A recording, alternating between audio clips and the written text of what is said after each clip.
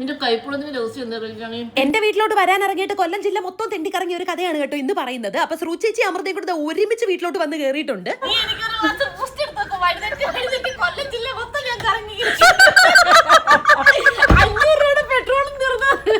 കൊട്ടിയം ജംഗ്ഷനിൽ കൂടെ 3 തവണ അവള് വട്ടം തിരിഞ്ഞാണ് കേട്ടോ വന്നത്. അവസരം വന്നപ്പോൾ പലതരത്തിലുള്ള മാങ്ങകളും കൊണ്ടാട്ടോ വന്നത്.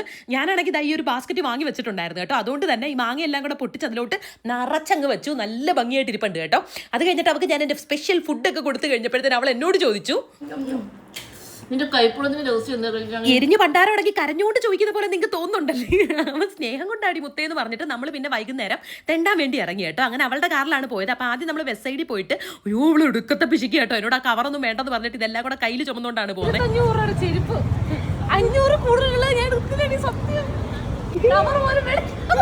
അങ്ങനെ 1500 രൂപയുടെ ചെരുപ്പും വാങ്ങിച്ച് കവറും ഇല്ലാതെ ഇതും കൈ പിടിച്ചുകൊണ്ട് നമ്മൾ സ്റ്റുഡിയോയിലോട്ട് പോവാണ് കേട്ടോ. അവിടെ ചെന്ന് കഴിഞ്ഞിട്ട് ഡ്രസ്സ് എല്ലാം കൂടെ നോക്കി. കാരണം നൈറ്റ് ഡ്രസ് ആണ് കേട്ടോ നമ്മൾ തപ്പിക്കൊണ്ടിരുന്നത്.